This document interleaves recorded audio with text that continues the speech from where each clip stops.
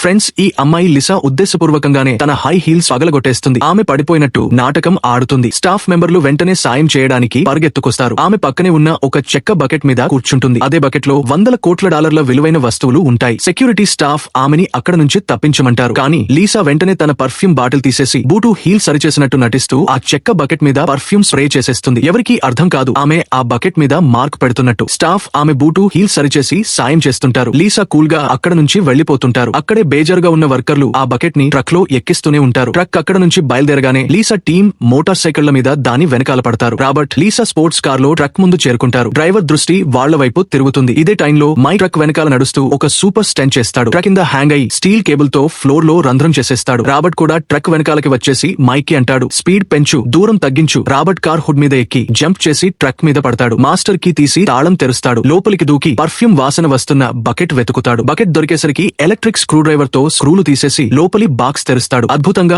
ఆ బాక్స్ లో ఒక ఫేమస్ పెయింటింగ్ ఉంటుంది. విలువ $100 కోట్ల.